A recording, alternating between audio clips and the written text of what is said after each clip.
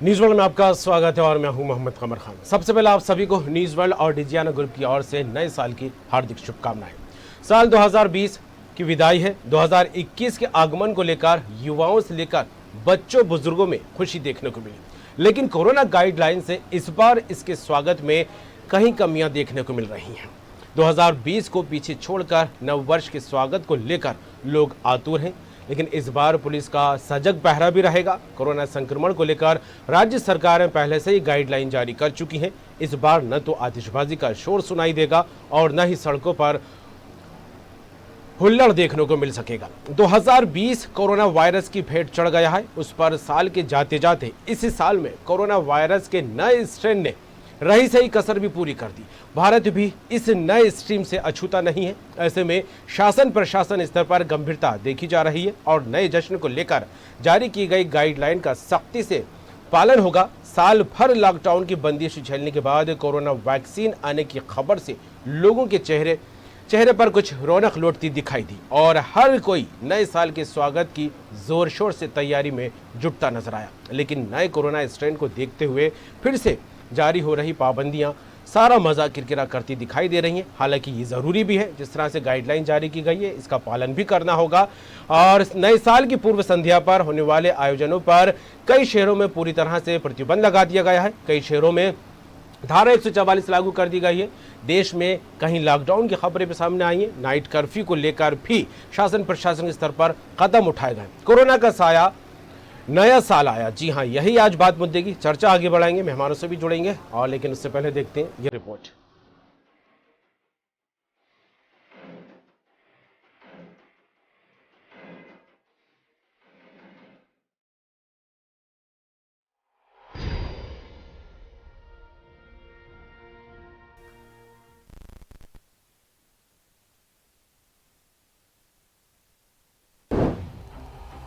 नए साल के जश्न पर कोरोना का साया। कोरोना ने डाला जश्न में खलल। भारत में कई राज्यों में जश्न पर पाबंदियां। कोरोना के खतरे के चलते बढ़ती जा रही है सख्ती। भारत में नए साल को देखते हुए काफी सतर्कता बढ़ती जा रही है। नए साल से ठीक पहले कोरोना का नया स्ट्रेन भारत में आया। ऐसे में कई राज्यों ने अपने यहाँ नाइट कर्फ्यू लगा दिया है। नई दिल्ली, ओडिशा, महाराष्ट्र, गुजरात समेत कई राज्यों ने अपने यहाँ पूर्ण या आंशिक रूप से नाइट कर्फ्यू लगाया है। रात 11 बजे के बाद बाहर निकलने पर मनाही है। भीड़ में न जाने की सलाह दी जा रही है और साथ ही ड्राइविंग करने वालों को ब्लड टेस्ट भी करवाना पड़ सकता है। सरकार ने अपील की है, ऐसे में कोरोना से जुड़ी गाइडलाइन का पालन करते हुए ही लोग नया साल मनाएं ताकि कोई दिक्कत न हो। सरकार ने न्यू ईयर पार्टी के लिए प्रमुख शहरों में शर्तों के साथ छूट दी है। शर्तों का उल्लंघन करते हैं तो कठोर कार्रवाई की जाएगी। केंद्र ने राज्य को 30, 31 दिसंबर और 1 जनवरी को प्रतिबंध लगाने को कहा। अंतिम फैसला राज्यों पर ही छोड़ा। महाराष्ट्र ने 31 जनवरी तक लॉकडाउन बढ़ा दिया है। यूपी में पार्टी में अधिकतम 100 लोगों को बुलाने की इजाजत। इंदौर में 12 बजे और भोपाल में 12:30 बजे के बाद जश्न नहीं। दिल्ली में 31 दिसंबर की रात 11 बजे से 1 जनवरी की सुबह 6 बजे तक कर्फ्यू। केंद्र सरकार ने सभी राज्य सरकारों और केंद्र शासित प्रदेशों से नए साल पर सख्त निगरानी रखने को कहा है। केंद्र सरकार ने कहा है, नए साल पर होने वाले जश्न कोरोना के संभावित सुपर स्प्रेडर हो सकते हैं। इसके साथ ही सर्दियों के चलते भी भीड़ कम रखने के निर्देश दिए गए हैं। कई राज्यों ने अपने यहाँ जश्न पर पाबंदी लगा दी है तो नाइट कर्फ्यू भी लगाया गया है। वहीं राज्यों ने ट्रैफिक व्यवस्था और चेकिंग अभियान शुरू कर दिया है। News world desk.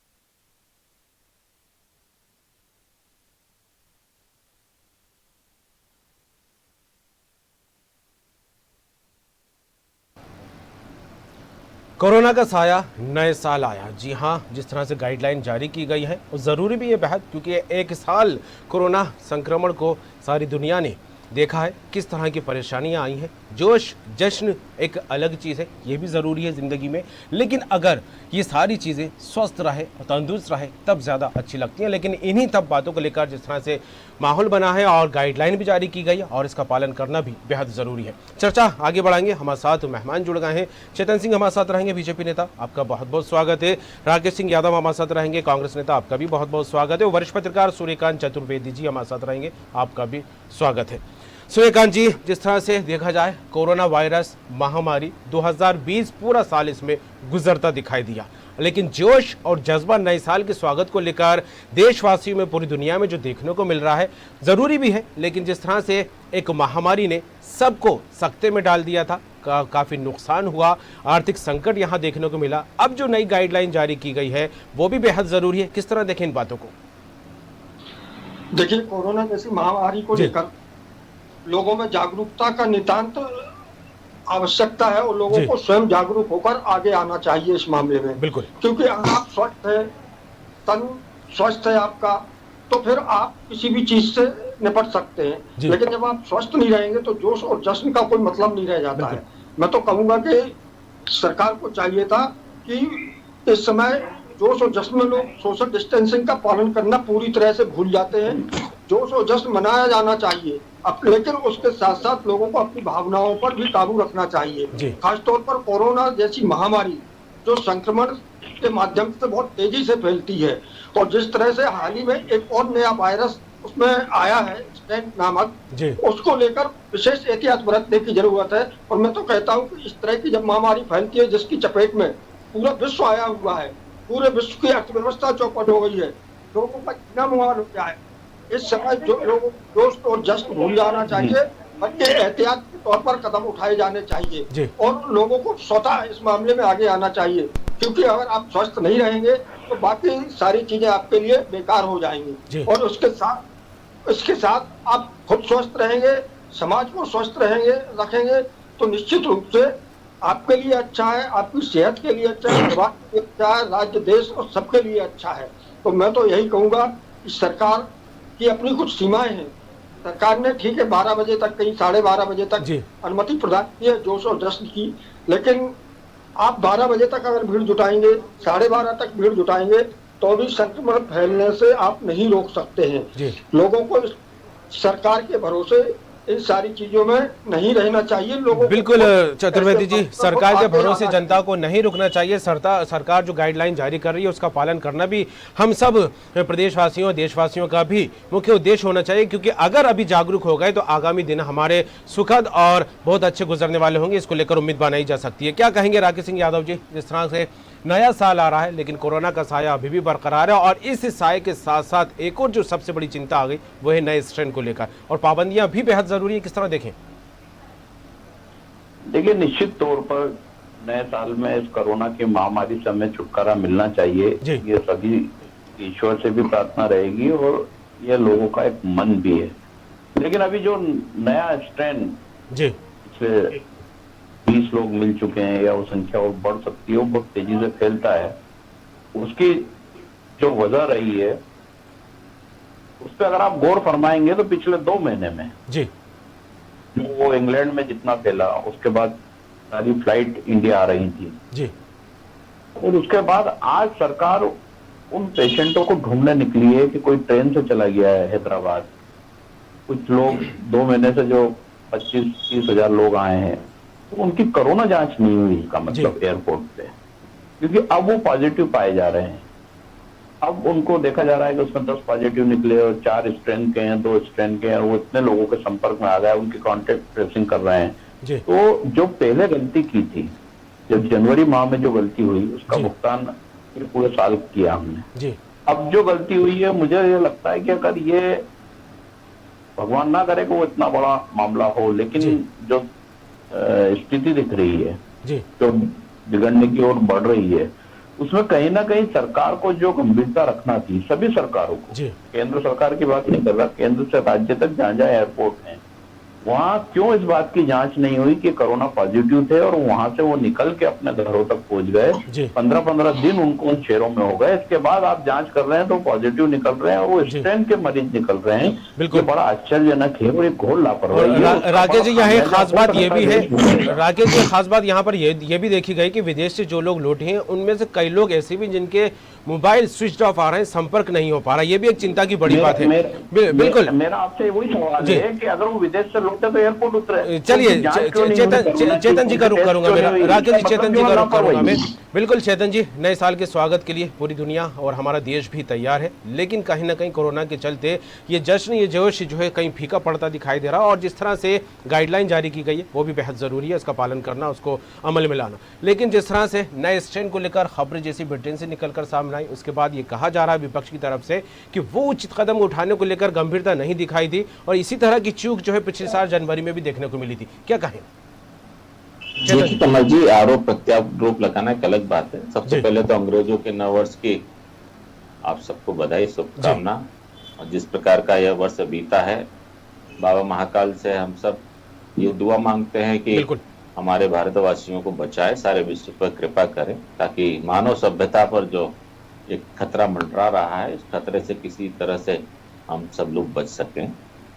इन हालातों में मैं नहीं कह रहा हूं कि भारत या भारत के जो स्वास्थ्य व्यवस्था बहुत अच्छी है, बहुत अच्छी नहीं है, निसंदेह बहुत अच्छी नहीं है, लेकिन सरकार ने जो भी प्रबंध किए हैं, जो भी कदम उठाए हैं, वो इस बात की तरफ इंगित तो करते हैं कि 130 करोड़ के हिंदुस्तान में जहां पे हर कदम कदम पर लापरवाही है, कदम कदम पर लापरवाही है।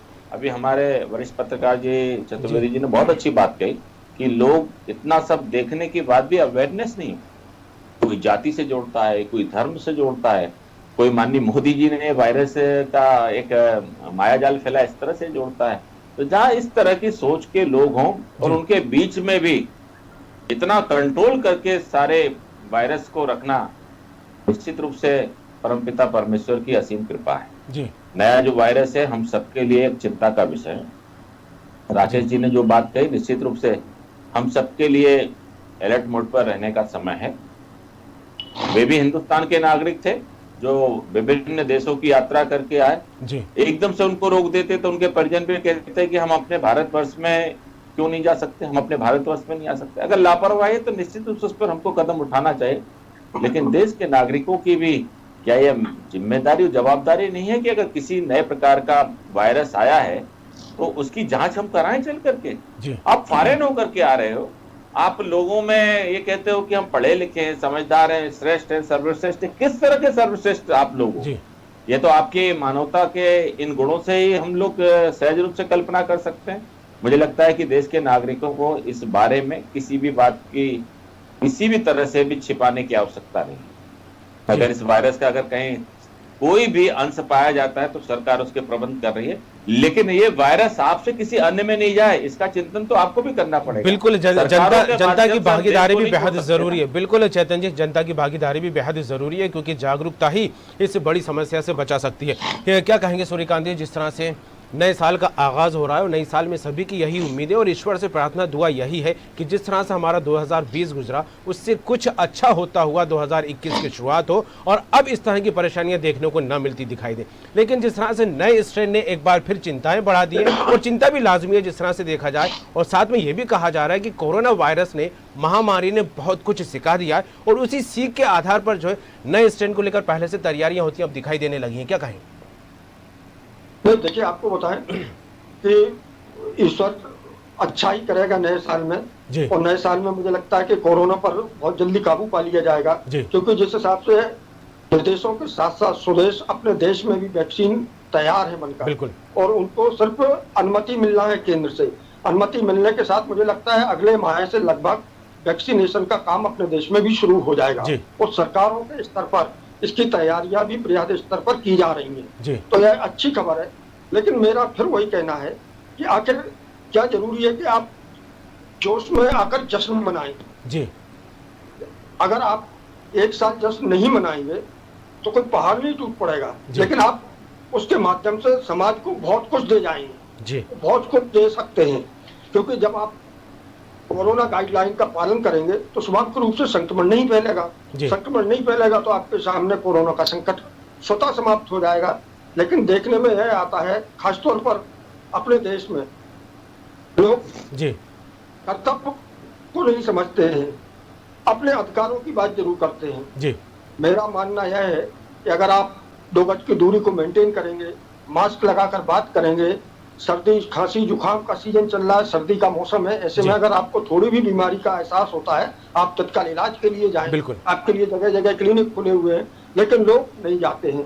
आखिर क्या वजह है? जब हालत खराब हो जाती है फिर आपको मजबूरी वहां जाना पड़ता है और आपके करीब रहने वाले लोग संक्रमित हो जाते हैं और वो भी परेशान होते हैं, चाहे परिवार के सदस्य हों, चाहे आपके दोस्त हों, चाहे करीबी रिश्तेदार हों या आस पड़ोस के लोग हों। तो मेरा कहना सिर्फ यही है कि नए साल में सारे लोगों को कम से कम इस तरह का सबक लेना चाहिए, इस तरह की प्रतिज्ञा करनी चाहिए कि हम समाज को एक अच्छा माहौल दें, समाज को बीमारी मुक्त बनाने का प्रयास करें। बिल्कुल, समाज को बीमारी मुक्त बनाने को लेकर चाहे शासन स्तर पर सूर्यकांत जी कदम बढ़ाने की बात हो, प्रशासनिक स्तर पर बात हो, और जिस तरह से वैक्सीन का जिक्र भी आपने किया, तो ये कहा जा सकता है कि वैक्सीन वाला हैप्पी न्यू ईयर अब आने वाला है, क्योंकि सरकार की तरफ से पूरे संकेत मिल गए हैं। एक चीज और कहूंगा मैं, बिल्कुल जी, इन सारे मामलों में कहीं ना कहीं प्रशासन की तो लापरवाही है जी। लोगों में तो जागरूकता का अभाव है जी। लोगों को कोई लेना देना ज्यादा अंतर नहीं दिखता है। आप देखिए खुलेआम लोग बगैर मास्क किए चल रहे हैं, बाजारों में भीड़ लगी हुई है, सोशल डिस्टेंसिंग का पालन नहीं हो रहा है।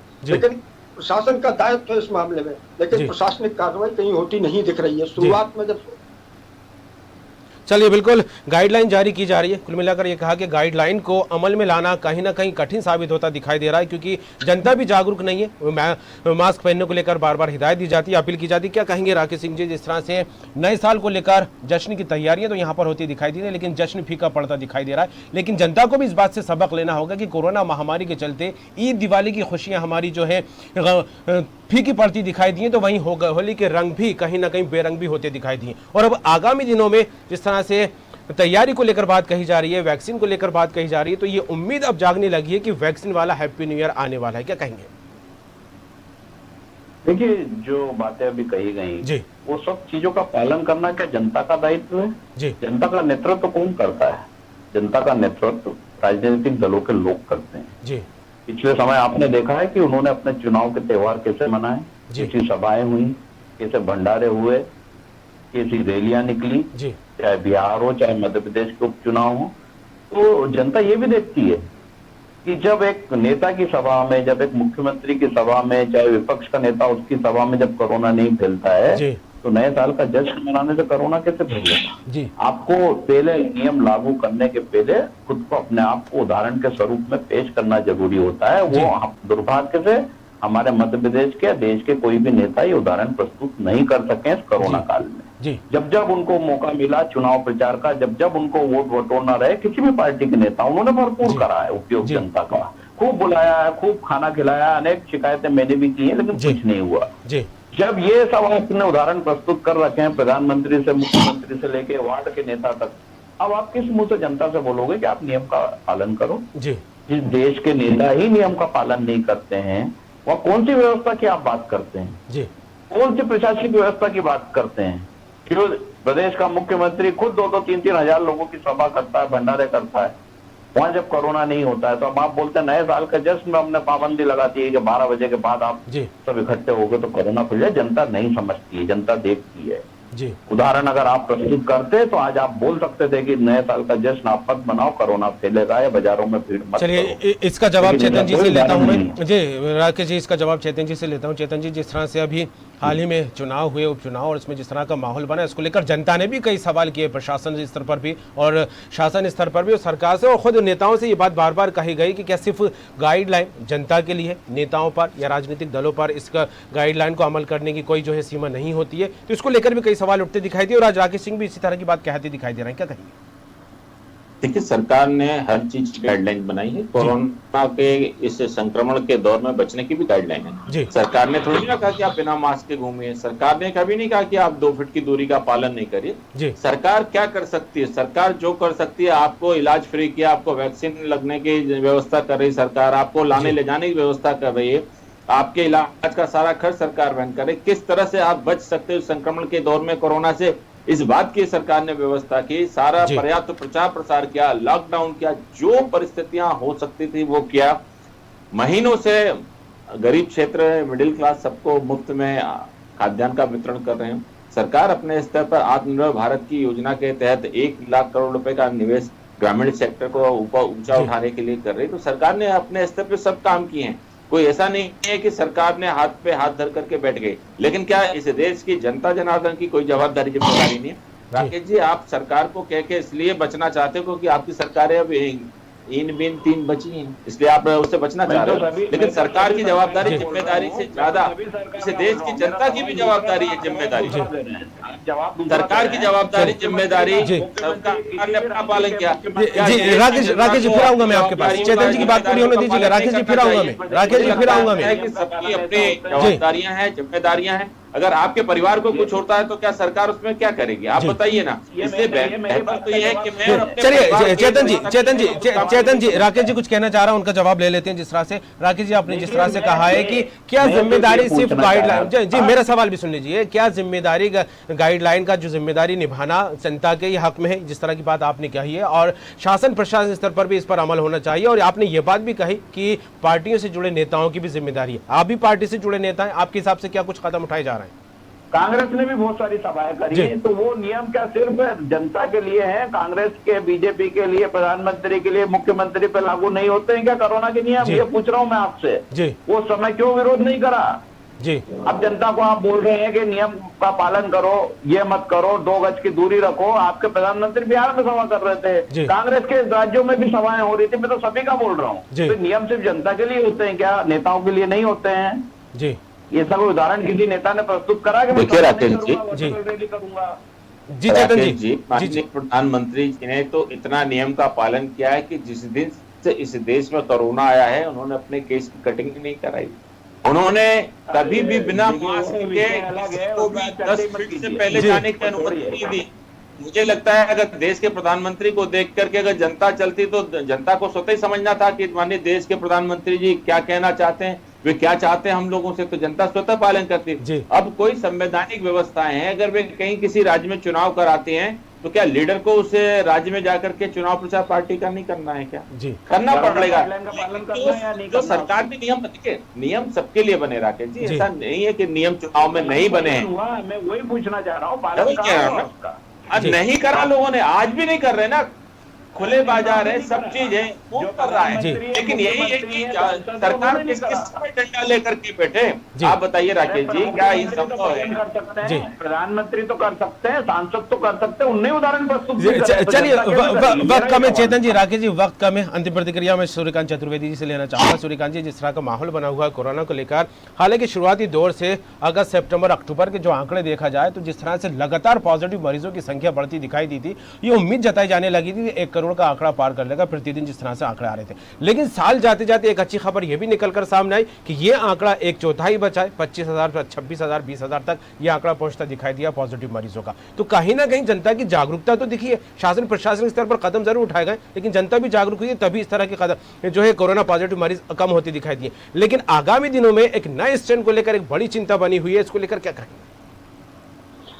देखिए, आपको बताएं, जो लोग विदेशों से आए हैं उन्हें ना मोबाइल बंद करना चाहिए, ना भागना चाहिए, बल्कि अपना परीक्षण कराया जाना चाहिए और स्वतः वो कदम उठाए जाने चाहिए जो दूसरों को फायदा दे सके, नुकसान पहुंचाने की जगह।